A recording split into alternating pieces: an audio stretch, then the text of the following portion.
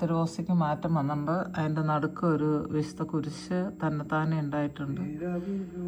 ഇതുവരെ ഇല്ലാതിരുന്നാണ് നിങ്ങൾ കണ്ടല്ലോ. ആ സൈഡ്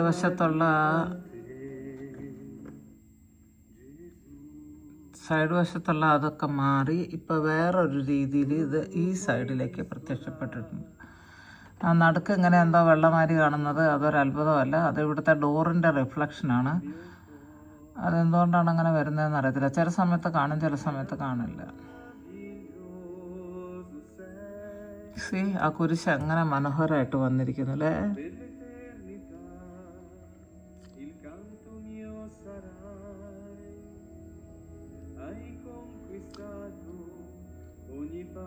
ബ്ലൂയിഷ് ടിഞ്ച് കാണുന്നത് കർത്താവ് എപ്പോഴും പറയാം, അത് തിരുജലത്തിൻ്റെ നമ്മുടെ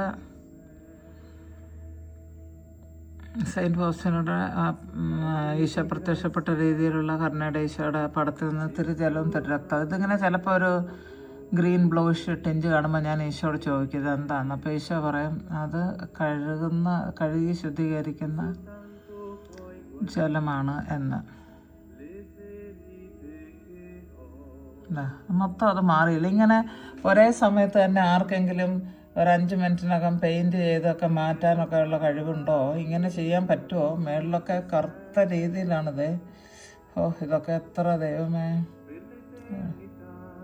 ഈ ഭാഗമൊക്കെ കണ്ടോ, കട്ട പിടിച്ചിട്ട് തിരുരക്തം ഉണങ്ങിയത്. ഇവിടെ എന്ന് പറഞ്ഞാൽ ഇച്ചിരി കൂടെ ഫ്രഷ് ആയിട്ടുള്ളൊരു ബ്ലഡ് മാതിരിയാണ്. ഇത് വേറെ ഒരു ഇതാണ്. എൻ്റെ ഈശോയ,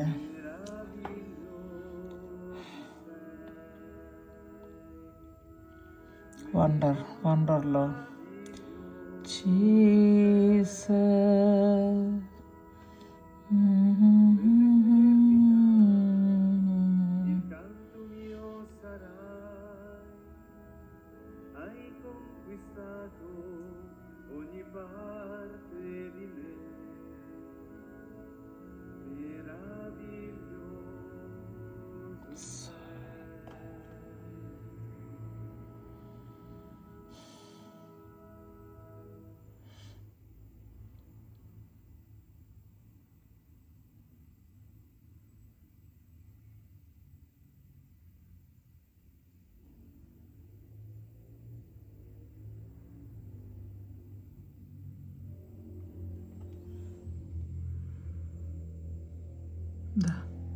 ആ ഭാഗമൊക്കെ ഒന്നും കൂടെ ഒന്ന് ഇത് കണ്ടില്ലേ. ഇപ്പം ഞാൻ പറഞ്ഞ ഫ്രഷ് ബ്ലഡാണെന്ന് പറയുന്ന ആ സ്ഥലം ഒന്നും കൂടെ ഒന്ന് എൻലാർജ് ചെയ്ത് വന്നിട്ടുണ്ട്.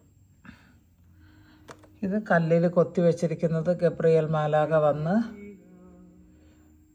പരിശുദ്ധ മറിയത്തോട് മംഗളവാർത്ത അറിയിക്കുന്നതാണ്. അപ്പോൾ അവരത് വിനീതമായിട്ട് ചങ്കിൽ കൈവച്ചുകൊണ്ട് ഏറ്റെടുക്കുന്നതാണ്.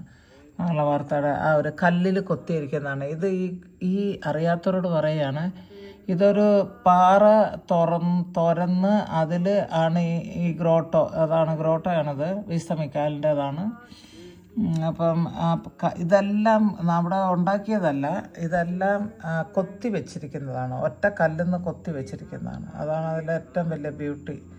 അതായത് മേൽവശമൊക്കെ ചിലപ്പം വളരെ എന്താ പറയുക, അത് ഒറിജിനൽ, അത് പെയിൻ്റ് ഒന്നും ചെയ്യാണ്ട് തന്നെ കല്ലിൻ്റെ ഗുഹ പോലെ തന്നെ ഇരിക്കുന്നു. പക്ഷേ ഭയങ്കര ഇതിനകത്ത് ഔസപിതാന് പെരുന്നാളിൻ്റെ സമയത്ത് കാണിച്ചിരുന്ന വളരെ ബ്യൂട്ടിഫുൾ ആയിട്ടുള്ള ഒരു കൊത്തുപണിയായിരുന്നു അത്.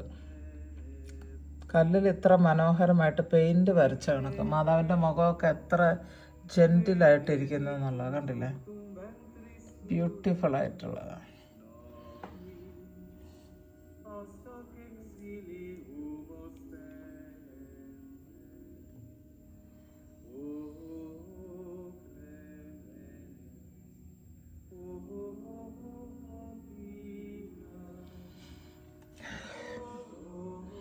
മാതാവ് കൈ വെച്ചിരിക്കുന്ന അതുപോലും ആ ലേസ് പോലെ കിടക്കുന്നുണ്ടല്ലോ, അതും കൊത്തുപണിയാണ്. അല്ലാണ്ട് അവിടെ ഒരു കണ്ടില്ലേ, മാതാവിൻ്റെ മുറിയാണെന്നാണല്ലോ നമ്മൾ മുട്ടൂത്തിയൊന്ന് പ്രാർത്ഥിക്കുന്നതാണല്ലോ നമ്മൾ വയ്ക്കുന്നത്.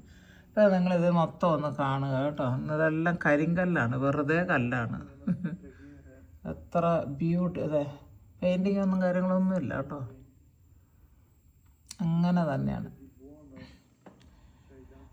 ഞാനിതിങ്ങനെ കാണിക്കുമ്പോഴേ നിങ്ങൾക്ക് വേണമെങ്കിൽ ഒരു പ്രാർത്ഥന, ഞാൻ ഇടയ്ക്കൊക്കെ വിശുദ്ധ മിഖായേലിനോട് അങ്ങനെയൊക്കെ ചോദിക്കാറുണ്ട്. എൻ്റെ പ്രശ്നം ദേ ആ കയ്യിലിരിക്കുന്ന വാളെടുത്തൊരെണ്ണം കൊടുത്തു കഴിഞ്ഞാൽ പൈശാചിക ശക്തികളിൽ നിന്നും എല്ലാത്തിൽ നിന്നും എൻ്റെ മകളെയും എല്ലാം വിടുവിക്കാൻ പറ്റുമല്ലോ. ഈ ലോകം മുഴുവനും മറ്റേ ആത്മാക്കളെ നരകത്തിലേക്ക് തള്ളിയിടാനായിട്ട് നോക്കുന്ന എല്ലാ ആത്മാക്കളെയും ആ വാള് കയ്യിലൊരു വലിയൊരു വാളുണ്ട് കേട്ടോ. നിങ്ങൾക്ക് കാണുന്നുണ്ടോയെന്ന് അറിയില്ല. വളരെ പവർഫുൾ ആയിട്ടുള്ള ലോങ് ആയിട്ടുള്ള ഒരിക്കൽ വിശ്വകാരൻ്റെ പെരുന്നാൾ വന്നിരുന്നില്ല, അന്നേരം അച്ഛൻ അത് എടുത്തായിരുന്നു. ഇതാണ് ആ വാള്. കയ്യിലിവിടെ വളരെ നല്ല രസമായിട്ട് ഇത് ഈ തലയുടെ പുറകെ കൂടെ ഇങ്ങോട്ടേക്ക് പോകുന്നുണ്ട്. അത് ഞാൻ പറയും, അടുത്ത് നീ വിശ്രമിക്കാതെ നീ അവിടെ വെറുതെ നിൽക്കേണ്ട, വാളെടുത്തൊരു പ്രയോഗം വല്ലവനൊക്കെ പ്രയോഗിക്കാൻ. അത് എൻ്റെ ആൾക്കാർക്ക് വിടുതൽ ആവശ്യമുള്ളവർക്ക്. മനസ്സിലായോ? ഓ യേശു യേശു യേശു യേശു.